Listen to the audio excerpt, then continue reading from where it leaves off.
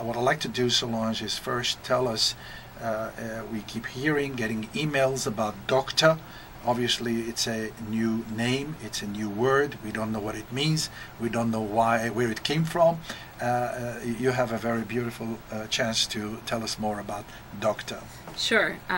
Last year, in 2013, we created a foundation and a festival, a music festival, basically dedicated to bring world-class music, chamber music, to basically society in general, from kids, underprivileged kids, people that want to continue the career in the arts, for the audience in general. Where did we create it? We did it in Córdoba, Argentina. That was where the festival is based, the first week of September.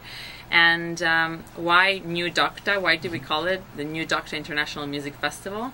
It's because the nickname of the city where I was born is Córdoba La Docta. La Docta because it's the first university of Argentina was created in that city. And then why new? Because we want to make with classical music, bring it a new way to people, not just the typical way of just playing concerts, but also through outreach, through playing master classes with the university people and the conservatory.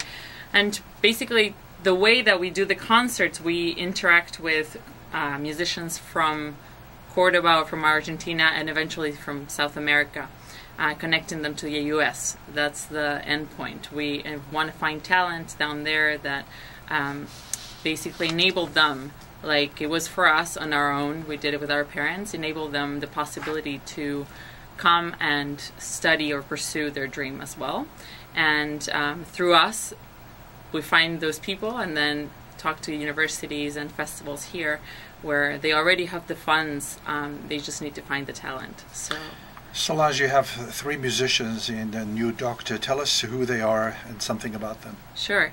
The project started initially in our brains with Solange Merdinian, who's my brother, who's a violinist, and Yves Daramraj, who is a colleague that we met in school, a good friend of ours. He's a cellist, a wonderful cellist that went to Yale and Juilliard as well. And basically, it was Sami and I that, since we left Argentina, we wanted to do something like this. And we've always wanted to. Finally, we graduated, started working as musicians, and the third wheel came in, and he said, "Why didn't you just start it?" And so we said, "Well, you know, there's a lot going on." It's like, you just need to start it. So basically, we needed that third person to push us and say it's time to do it. And the 3 of us united forces, and with a wonderful community from the United States, actually, they believed in us as well, and we did a fundraiser last year, this year as well, and I just came back a few days ago from the 2nd edition of the festival.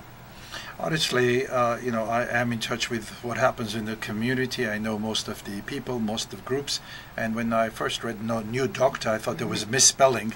And tell us, how did you end up in Centennial Armenian Church on October the 3rd? So the first year we did a fundraiser. One of the members of our board, she is Armenian, and it happened to be all by coincidence, actually, because we thought it's not really an Armenian cause, although we are Armenian ourselves.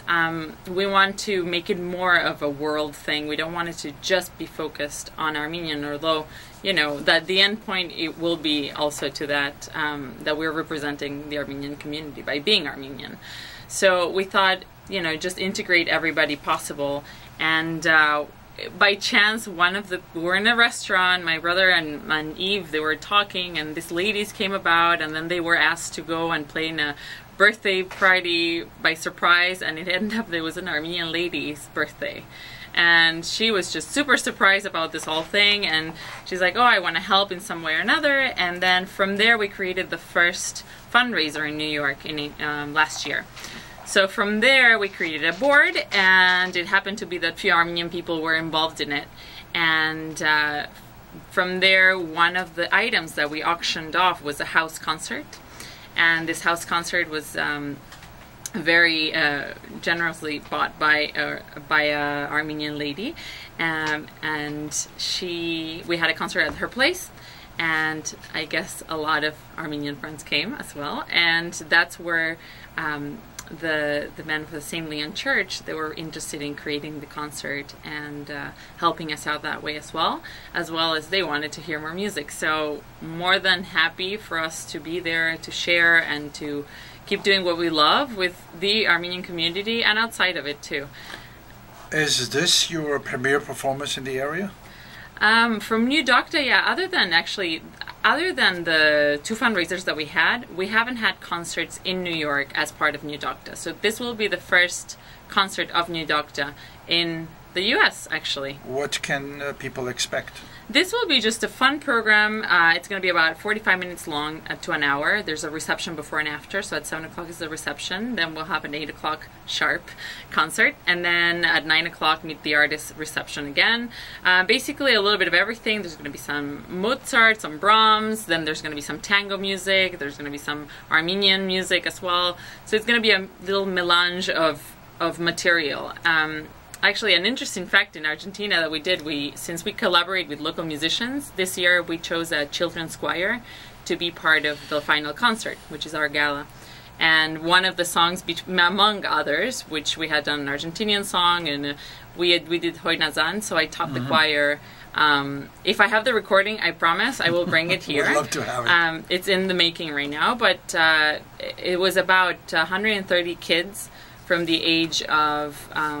I think it was about 10 years old through 15, 16, and they're an Argentinian choir, and that's where I went to middle school, and we taught them Hoy Nazan, and of course the crowd went crazy for that one. So we do what we can by spreading our music, the Armenian music, through also other types of music.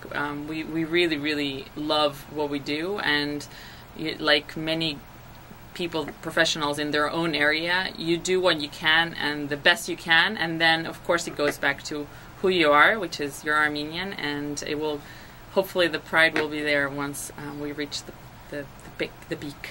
You know, music is such an important ingredient in any people's culture.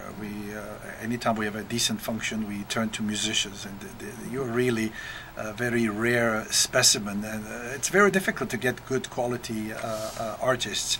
I'm sure you might have heard that as we get closer to commemorating the 100th anniversary of the Armenian genocide, in Armenia they have come up with a series of 100 concerts.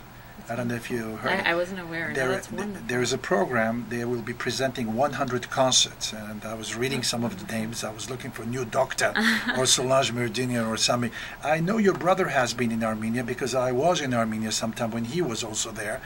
Were you ever in Armenia? I was there for a month and a half, actually, about 3 summers ago. I think I remember that now. You tell me. I went because I wanted to learn more Armenian music, actually, and so I ended up pairing up with students from the conservatory, and I started coaching them in Italian, in French, and in other, in the typical areas, that they like a little bit of that connection to the outside world in that case. So they helped me with my Armenian songs, and I helped them with the rest of the material needed.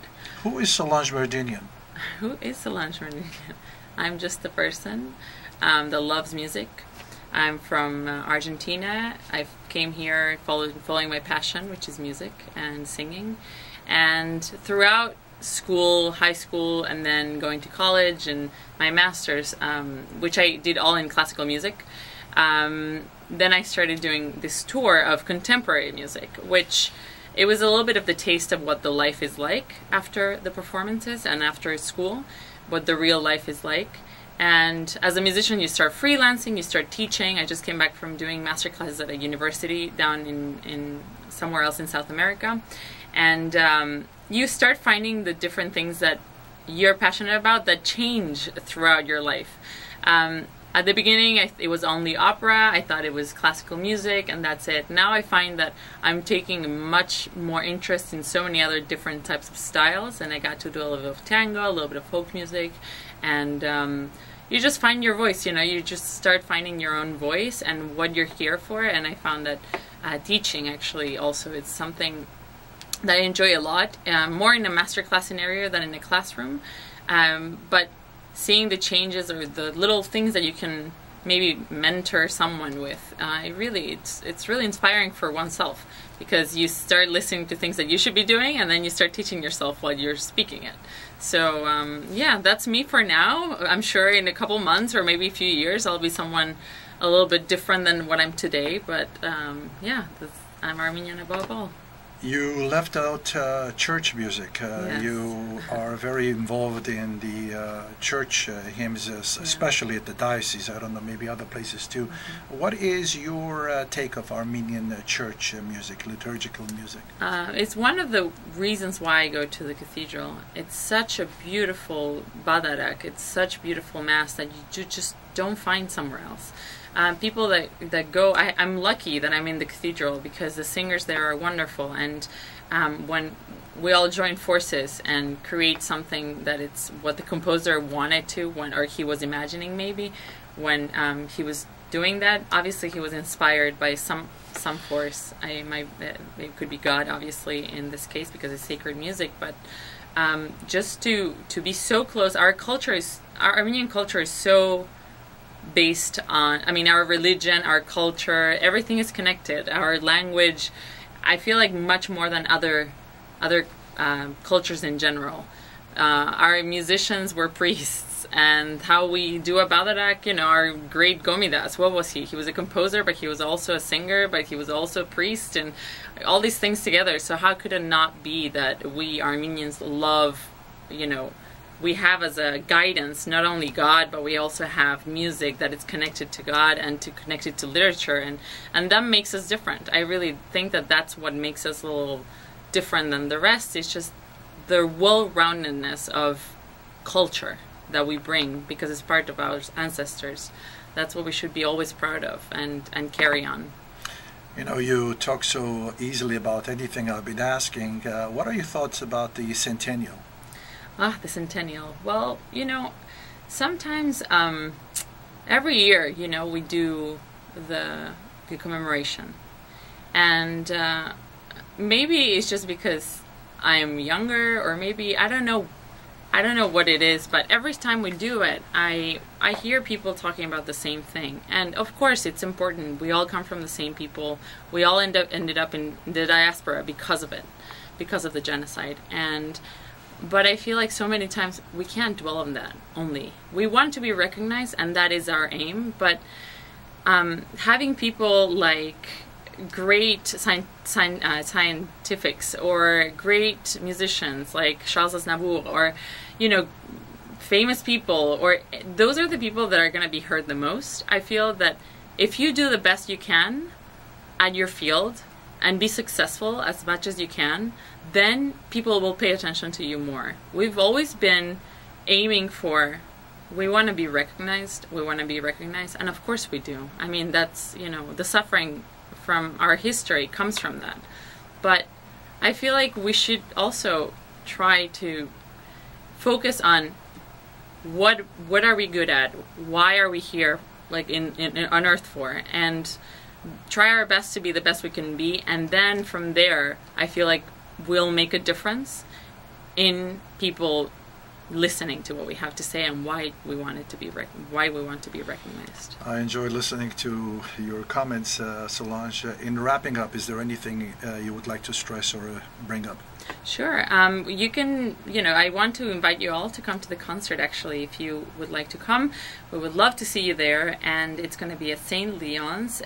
The Men's Fellowship presents New Docta Ensemble, and it's going to be, the admission is $25, and it's limited seating, so be sure that you'll get your tickets. It's at 7 p.m. is the reception, 8 o'clock is the concert, 9 o'clock another reception, and you could always visit our project at www.newdocta.org.